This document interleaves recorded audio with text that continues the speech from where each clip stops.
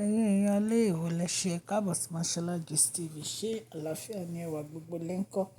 Gist tèmi bí a ṣe gbọ́ òun wọn ní àǹtí wa R. Wọ́n ní wọ́n fi gíftì wọ́n fi rán Korea man o sí Queen Naomi. Kàyéfì ló jẹ́ o nígbà tá a gbọ́ wípé wọ́n fi gíftì rán Korea man sí Queen Naomi ní ọjọ́ birthday wọn.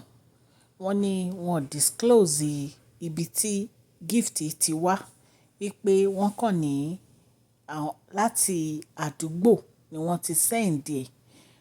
Ẹ jẹ́ ká jọ gbọ́ gbogbo gist tèmi. Mashola Gist TV ń kí yín. Mashola Gist TV ń kí yín. Adúpẹ́ adúpẹ́ atọ́pẹ́dá. Mashola Gist TV ń kí yín. Mashola Gist TV ń kí yín o. Ó ní ẹ ṣé o lọ́wọ́ ọkùnrin, lọ́wọ́ obìnrin, lọ́wọ́ ọmọdé, lọ́wọ́ àgbà. Lórí gbogbo bẹ́ẹ̀ ṣe ń comment, tẹ̀ ń like, tẹ̀ ń share. Adúpẹ́ adúpẹ́ ní ọwọ́ gbogbo yín.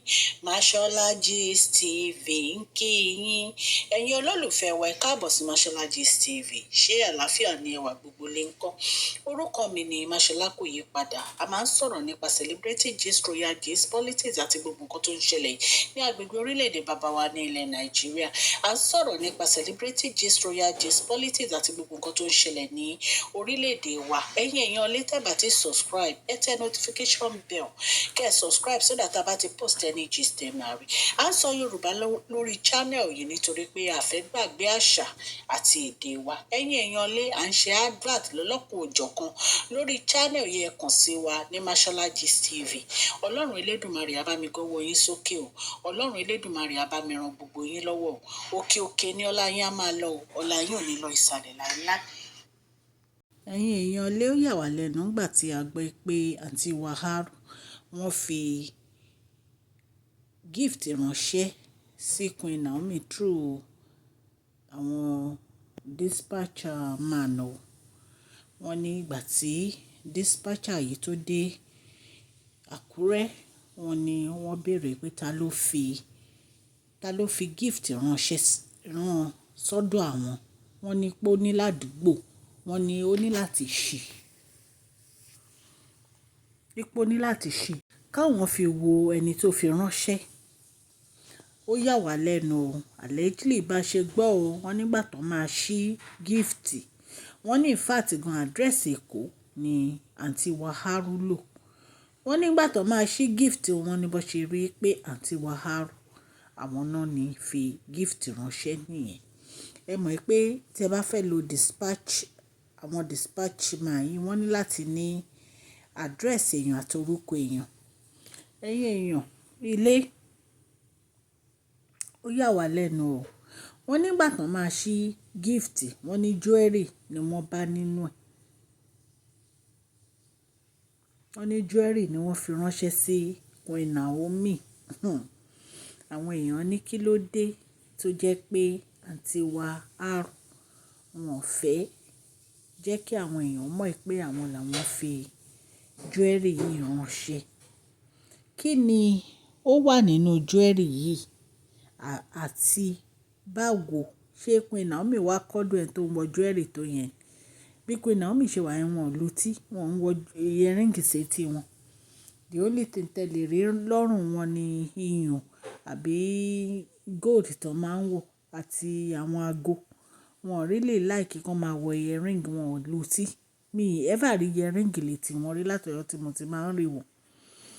So jewelry yẹn kí ló ṣe pàtàkì tẹ́ fi jewelry ránṣẹ́?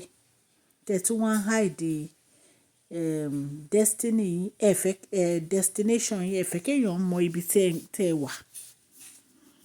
Èyí tún lágbára o. Wọ́n ló ya Queen Naomi lẹ́nu o pé ọ̀rọ̀ yìí yà wọ́n lẹ́nu gan pé kí ni olórí R ń wá tó fi gift jewelry tó fi ránṣẹ́ sáwọn. Látìgbà tí kábíyèsí ti fẹ́ gbogbo wọn, àwọn ò ní wọ́n lára, àwọn ò bá wọn fa wàhálà, àwọn ò bá wọn jà. Jẹ́jẹ́ àwọn làwọn ń lọ.